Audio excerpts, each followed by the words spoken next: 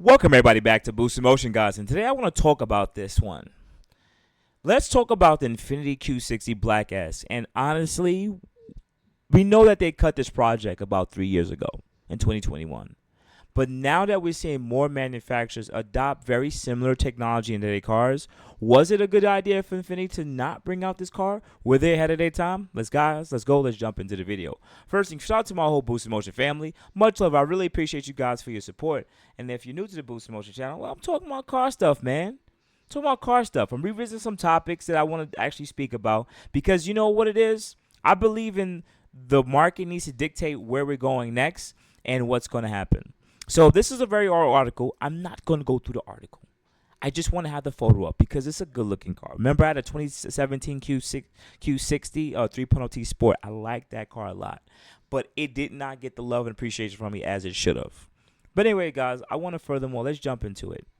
We know that manufacturers now, such as Mercedes, have now adopted the same type of F1 technology into their vehicles. Now, I want to talk about some of the downfalls that I realized now that I've seen in Mercedes and these other companies come out with their vehicles, why this hybrid technology is super dope, but it's actually not for performance as you think it really should be. All right, what I mean by that is a lot of these manufacturers overseas are putting this hybrid technology into their cars, not for necessarily additional performance. It's for reduction of CO2 or carbon dioxide. I don't want to say the wrong thing. Am I saying the wrong thing? Oh man, don't beat me up, guys. But we want to put out less pollutants into the ozone, into the atmosphere. So over there in the EU or UA, whatever you want to call it, they have to reduce the amount of emissions, right? So they're going with these smaller motors and using electric hybrid assist energy so that these cars can essentially have less of an impact on the environment, right? But there's some downfalls that I see with this now, especially even looking at electric cars. So I'm just go off to the head on so many things I've noticed. Number one, these batteries. These battery packs are quite expensive. So older cars with these battery packs that's been out, like let's say a Toyota Prius, they've been out for about 10 years, and you have to replace these battery packs. It can cost between $6,000 to $10,000 to $12,000 to replace these battery packs because the batteries are not supposed to last forever. They're gonna reduce in efficiency over time. So it's a nice idea saying that we're gonna have this hybrid technology, but there's a service life to almost all parts on a car, and an expensive battery pack is one of them. I mean, sit there and think about it, right? Electric cars are pretty much really new to the combustion chamber world, to compete against combustion cars, right? But you can get some of these cars, like a Honda dual overhead cam, whatever, and just change the oil and put gasoline and change the brakes, and that car will run 300, 400, 500,000 miles, as long as you do the maintenance, right? And necessarily, you don't need to replace anything huge as long as you do everything right. But then you have electric cars, right? Which are they're dope, they for what they are, but the electric motor is gonna have a service life, and the battery pack's gonna have a service life. You can even look at the older Teslas, right? Those batteries are gonna need to be replaced really soon coming up because some of these are 2015, 2016, and some of these cars are now 9, 10 years old, and the efficiencies of these cars have went down. At some point, a lot of these Teslas, I would say, in the next 10 years, might just be sitting on lots for extremely cheap, and people they might be selling for really cheap. If you go around now right on Car Gurus and you want to get like a Model S, like P70 or P85 or whatever, pretty much not the top level ones, they're really cheap because they're at the end of their service life, and you have to replace these batteries, which are an additional cost. So I can see in the next 10 years, electric cars sitting on lots and or being sold for extremely cheap. Now, when it comes to hybrid technology, the same thing applies. If you sit there and think about, let's say, you'll take the regular G37 coupe without any hybrid technology, that car is still going to sit on a lot 10 years from now and be a G37 coupe with a motor, transmission, and it can still run. If they would have instituted a hybrid technology into this Q60 Black S, right, Project Black S, then 10 years from now, that battery would need to be changed. So essentially, it would have been an expensive thing to modify, to install in this car, and an expensive upkeep because of all these additional generators. So that's the first thing, the battery. Number two, I would say is the price point. Now seeing that the MSRP of a lot of these vehicles with this hybrid technology, such as the C63, pretty much I remember I have Benz, right? I'm into the Benz world, right? So I get to see what now they're instituting and implicating into their own cars and their own lineup. So you have the C63, you have this S63, the GT63, a lot of e-performance, right? And they add additional performance to the cars, but they also make it additionally more expensive. These are more different systems incorporated into the vehicle. So that just brings more fault and more things that could go bad and more technology that they necessarily would have never installed into the car if it wasn't hybrid. So you have to pay more because it has this technology. Now, when it comes to that, because it's more expensive, right? What is the target market here? People want to go out and buy a Q60. What is it for 50, 40, 40 to $60,000, right? If you wanted a black S, and what we used to talk about on this channel years ago was maybe they're going to use the same technology in a GTR. But after seeing what this could be, I don't think they're going to put it in a GTR. Because if they do, I don't know. It would have to be a one-off thing. But the pricing is just too expensive. At that market, who would have really went out there and purchased an Infiniti Q60 Black Project Black S for like $100,000?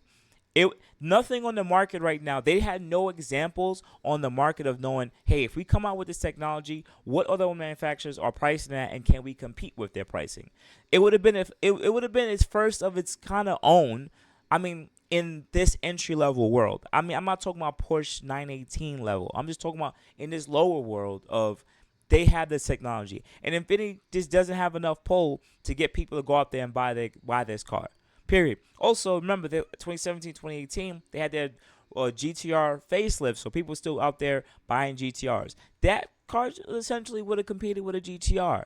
And what would you have priced it compared to a GTR? GTRs were selling for like $120,000, $130,000, I think at the time, with 110. So Q60 the same price? I get it. So it was really expensive. Now, we talked about battery longevity, the pricing of the battery, the pricing of the car and vehicle. I would say another thing from the performance point is weight. Weight. This car would have been extremely heavy. All these cars with this hybrid technology have on average added another between 5 to 800 pounds, right? M5, C63, E63S, S63, or any other cars that I've seen with this hybrid technology on this level is at an extreme amount of weight. So this car is about 3,900 pounds all-wheel drive. You're telling me now you would have made it a 4,800-pound car, right? So does that performance really yield an additional performance? How the car would actually handle? How would it take corners? Would it had translated to the actual real world? We don't know, but it would have been extremely heavy, and Infiniti is not gonna make. That means they would have had to make an extremely aggressive car to compare to be able to perform on that level, but not make it overshadow the GTR, which is literally 800 pounds lighter. So they would have to put so much GTR components in energy and time and money invested just so that this car would be able to perform. And I'm glad they actually chose not to do it. And it makes sense from a price point of view, longevity point of view, maintenance point of view. It would have been a financial disaster if Infiniti would have made this car. And yes, the car, it would have been a one-off like, oh, you guys made this. But honestly, it would have been too much. It would have been too much. And that would have doomed it. That would have, it wouldn't have made people run to Infiniti to go and buy Infinitis because of this car. People went to go get to Nissans because it had the GTR, and they designed a lot of cars that look similar to the GTR. I get it, but this wasn't going to be able to do it. This wasn't going to be able to do it. It's a great system, and I see this working very well in the Mercedes world and other companies. But Infiniti doesn't have the money or the disposal to even make something like that, and the amount of time and engineering to make this car work and perform. It would have needed to be on astronomically high levels on the M4 G82 level, or even better. Its competition, it would have been ahead of its time. I think it would have been ahead of its time, absolutely. But it would have died out, and it would have been in its own little realm versus itself. And I think the people who would have bought it are really diehard Infiniti people with money, and we would have saw these on the market coming down in price. But it might have, if they would have made a limited edition enough, it made a whole value after it appreciated. But it would have been a one-off type of thing. Kind of like the Nissan Juke, where they put the GTR motor in it. It's a one-off. That was an actual production thing. They actually made that. You know what I'm saying? So at the end of the day, it sucks that they it's nice that they designed and wanted to try to make something and they got everybody rolled up around it.